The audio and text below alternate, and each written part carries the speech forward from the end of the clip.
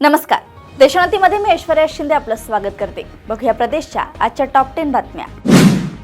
राज्यातील विधानसभा निवडणुकांचा निकाल लागून आता 8 दिवस झाले, पण अद्यापही सरकार स्थापन झाले नाही. दिल्लीत महायुतीच्या वरिष्ठ नेत्यांसोबत बैठक झाल्यानंतर काळजीवाहू मुख्यमंत्री आणि शिवसेना मुख्य नेते एकनाथ शिंदे हे आपल्या गावी गेले असून भाजप नेते पक्षाच्या पदाधिकारी व आमदारांच्या बैठकी घेत आहेत. त्यामुळे महायुतीच्या मुख्यमंत्री पदाचा चेहरा कोण याचे उत्तर अद्याप मिळालेलं नाही. मात्र महाराष्ट्राच्या 31व्या मुख्यमंत्री पदाचा शपथविधी सोहळा 5 डिसेंबर रोजी दुपारी 1 वाजता होणार असल्याची माहिती आहे. राज्याचं मुख्यमंत्रीपद भाजपकडे जाणार असले तर गृहमंत्रीपद आमच्याकडे असावे हा नैसर्गिक नियम आहे.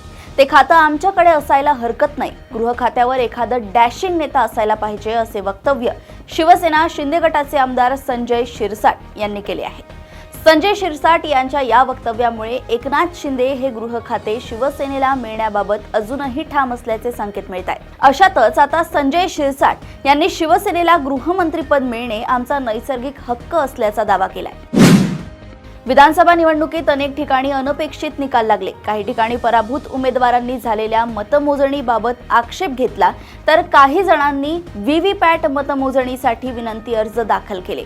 या संदर्भात राज्यातील 22 उमेदवारांनी अर्ज केले असून जिल्ह्यातील शिवसेनेचे उद्धव बाळासाहेब ठाकरे गटाचे उमेदवार बाळासाहेब थोरात यांच्यासह अपक्ष उमेदवार हर्षवर्धन जाधव यांनी या मतमोजणीची मागणी केली. तर सिल्लोड येथील उमेदवार सुरेश बनकर यांनी या प्रकरणी न्यायालयात जाण्याचा इशारा दिलाय.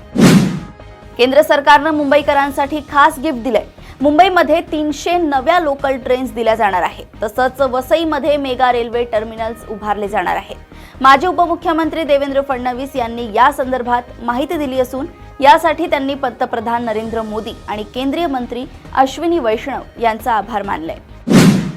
शेअर बाजारात गुंतवणूक केली तर अधिकचा नफा मिळेल असं आमिष दाखवून भामट्यांनी ऑनलाईन माध्यमातून डोंबिवलीतील 2 नोकरदारांची 2 वेगळ्या घटनांमध्ये एकूण 1,31,00,000 रुपयांची फसवणूक केली आहे. यातील एका नोकरदाराची 82,61,000 तर दुसऱ्या नोकरदाराची 48,77,000 रुपयांची फसवणूक झाली आहे. जुलै ते नोव्हेंबर या कालावधीत या फसवणुकीच्या घटना घडल्या असून या प्रकरणी फसवणूक झालेल्या नोकरदारांनी मानपाडा आणि टिळकनगर पोलीस ठाण्यात तक्रारी दाखल केल्या आहेत. शरद पवारांना भीती आहे की आपली पार्टी अर्धी होईल. येणाऱ्या निवडणुकीत लोक थांबले पाहिजे. परिणामी ईव्हीएम मान्य केला तर खचलेल्या मनस्थिती निवडणुका लढवाव्या लागतील. म्हणून कार्यकर्त्यांची मानसिक अवस्था हरलेली राहू नये म्हणून शरद पवार आणि उद्धव ठाकरे कार्यकर्त्यांसाठी बूस्टअप करण्याचा केविलवाणा प्रयत्न करतायत असा टोला लगावत भाजपचे प्रदेशाध्यक्ष चंद्रशेखर बावनकुळे यांनी महाविकास आघाडीवर टीका केली आहे.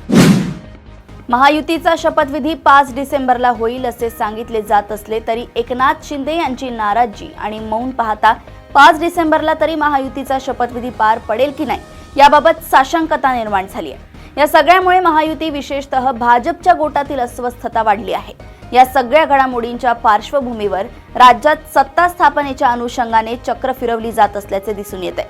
अशातच भाजपचे नेते आणि केंद्रीय गृहमंत्री अमित शहा हे आता महाराष्ट्रातील नेत्यांशी संवाद साधणार असल्याची माहिती पुढे आली आहे. वाघाच्या हल्ल्यात महिलेचा मृत्यू झाल्याची धक्कादायक घटना उघडकीस आली आहे. सावली तालुक्यातील निलसनी पेडगाव परिसरातील जंगलात ही दुर्दैवी घटना घडली.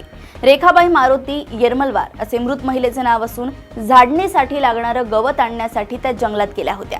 त्यांच्यासोबतच्या महिलांनी महिलेवर वाघाने हल्ला केल्याची माहिती गावात दिली. त्यानंतर वनपथक घटनास्थळी पोहोचले असून ग्रामस्थांमध्ये रोष निर्माण झालाय.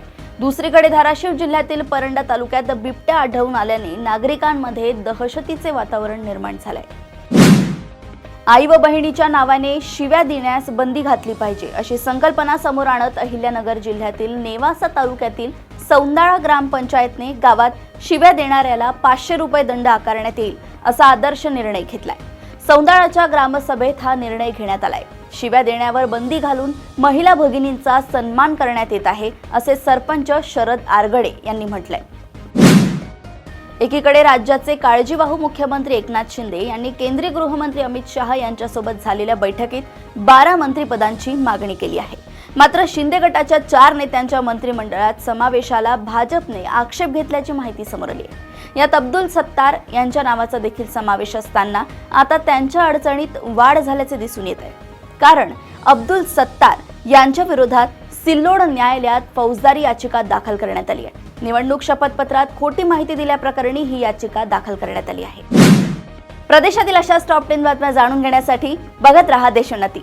आणि अजूनही तुम्ही आमच्या चॅनलला लाईक आणि सबस्क्राईब केलं नसेल तर लगेच लाईक आणि सबस्क्राईब करा आणि बघत रहा देशोन्नती. नमस्कार.